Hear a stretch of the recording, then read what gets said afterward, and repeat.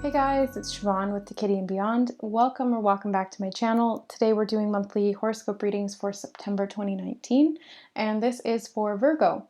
That can apply to Virgo sun, moon, or rising, or if you just felt called to click on this video. This is a general reading, so keep in mind that not everything's going to resonate with everybody. Just take the messages that resonate with you. If it feels like it's for you, then it probably is. If it feels like it's not and it doesn't resonate, or if it triggers you, then it's not for you, or if it triggers you, then it is for you, but you might not want to look at it or deal with it. So Virgo, let's see what's going on. I'm going to do the reading a little bit differently this month. I'm not going to shuffle and then pull cards. I'm going to split the deck and then pull cards off the top. I have pre-shuffled a lot, so let's see. Virgo, current self, Four of Pentacles in reverse. Theme of the month is the Page of Wands. Key goal, Eight of Pentacles. Obstacle, strength, accomplishment, Seven of Cups. Avoid is the Hierophant. What to embrace is the Knight of Wands. Where to find support is the Page of Pentacles. And advice and encouragement is the Knight of Cups. Okay, so Virgo. Your current self energy is coming up as the Four of Pentacles in reverse. So this can be a couple of things. This can be you needing to let go of something, or you being in the process of letting go of something that you've been holding on to for a while. If this is finances, this is the need to be a little bit more loose with your finances, not so restrictive, or in the opposite sense, it can mean that you're being too loose with your finances and not saving enough as you could be or as you should be.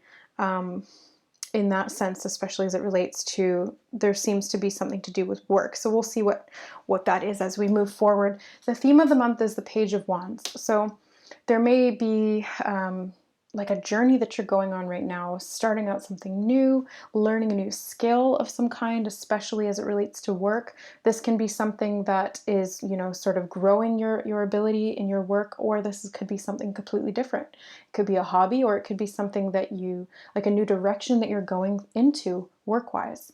So the key goal here is the Eight of Pentacles, and that doesn't surprise me for Virgos because you are very work-oriented. You're very, very grounded earth sign, and so there seems to be a lot of focus on the physical nature of work and finances, and wanting to feel secure in those areas of life.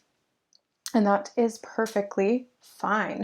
And that's actually very good because Virgos tend to be very business oriented and very financially secure for the most part. Now, the Strength card is coming up in the obstacle position. So this, the obstacle isn't something that isn't going to happen. It's something that needs to happen, but it may be a little bit difficult. And the Strength card is very much about, taming your inner beast. She's literally holding the head of the lion, as you can see. So it's really about your listening to your higher self and sort of putting the brakes on aspects of yourself that, require a little bit more domestication. So this is the wild aspect of you that, maybe spends too much or likes to go travel or, wants to be free. But there is a necessity to have balance, right? And to focus on your work and your finances and growing your finances. And so there needs to be a little bit of strength there in your ability to control yourself, basically. The obstacle to overcome here is the Seven of Cups.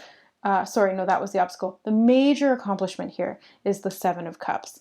And this is very much about choosing what is going to be best for you. So it's making decisions based on your emotional needs and also very intuitive and psychic capabilities here. So just because Virgos are earth signs doesn't mean that you're not highly able to be psychic or intuitive. And my throat is getting blocked up when I'm saying that.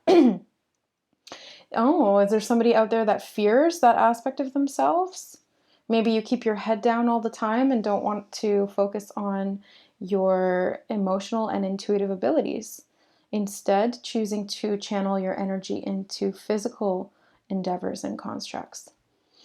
For some of you, or for one of you, that may be something that applies, as that did just happen. My throat got all blocked up, and the throat chakra is, whenever that happens, it's somebody doesn't want to hear the message, or it's something that's difficult to hear. And again, this is where strength comes in.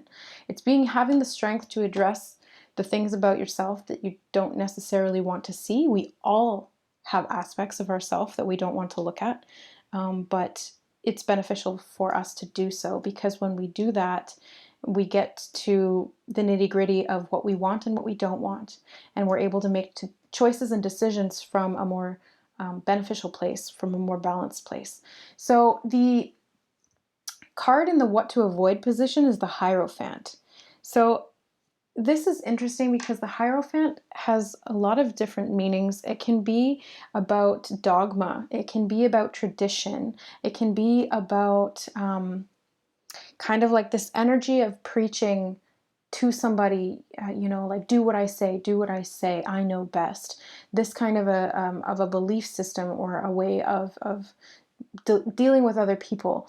And so it's coming up in the what to avoid. So it's avoid falling into that sort of that realm, I guess, for yourself or for others. So not being swayed by what other people are, sort of influencing you to do or be, and really trusting your own intuition as to what you need to do.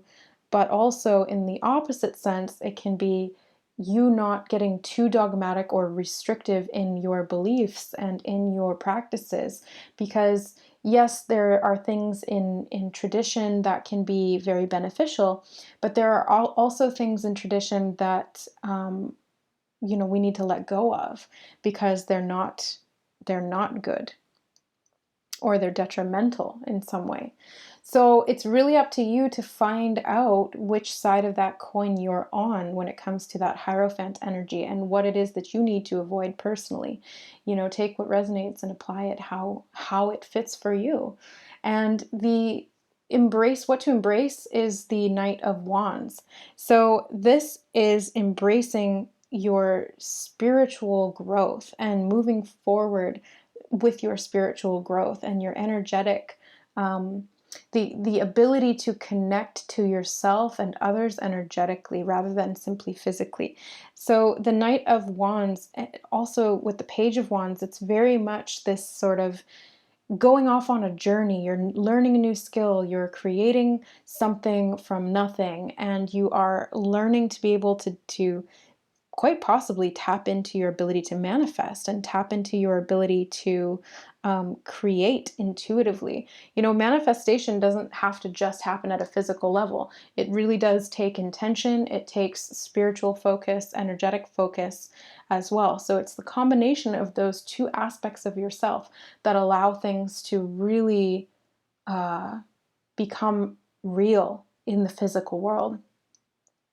The Page of Pentacles is coming up in the support position. So this is an energy that's supporting you. It's giving you the opportunity and the messages of abundance that you are seeking.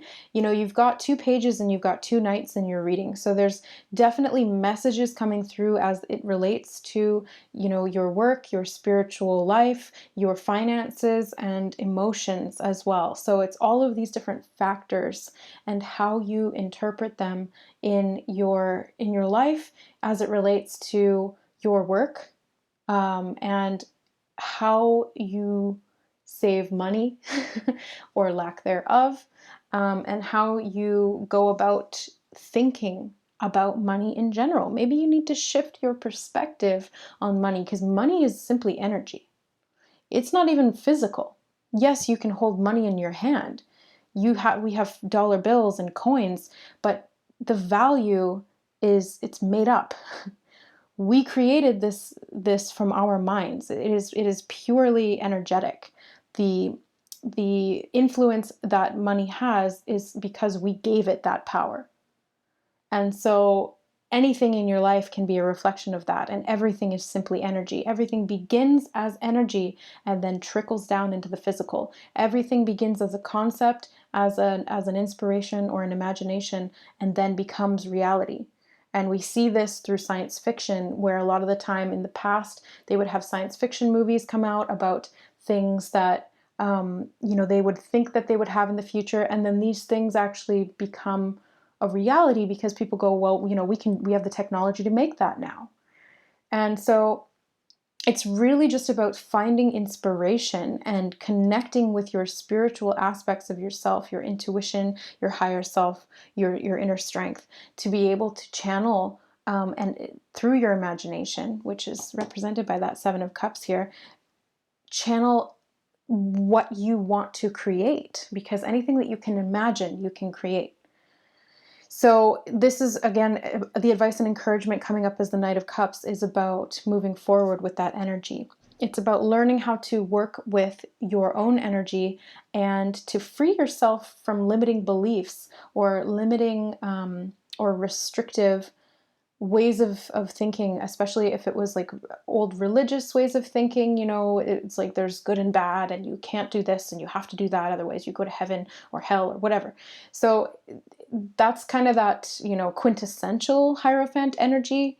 But it can also be about commitment. It can be about commitment to a cause, or commitment to a goal, or commitment to higher learning and higher education of some kind in the positive sense. Every card has a shadow and a light side, so it's what you choose to do with it.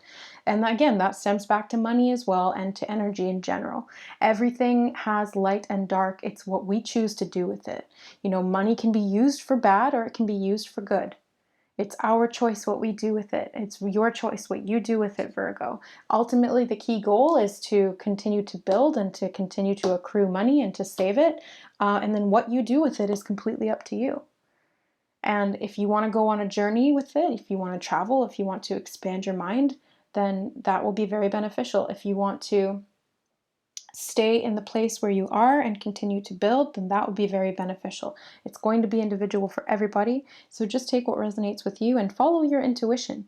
This is a practice of trusting your intuition, of tapping into your creative abilities, in knowing what's right for you at an emotional and energetic level. This is the balance that really comes from this. So there's your reading, Virgo. Happy birthday to all the Virgos who have birthdays coming up in this month. Happy birthday, Virgos. I love you. Thank you so much for watching. If you would like a personal reading with me or a Reiki healing session, all of the information will be in the description box below. And if you would like to receive updates when I post, these monthly horoscope readings or energy updates or videos on Ascension, then don't forget to hit subscribe and the bell notification. I love you guys. We'll see you next month. Bye.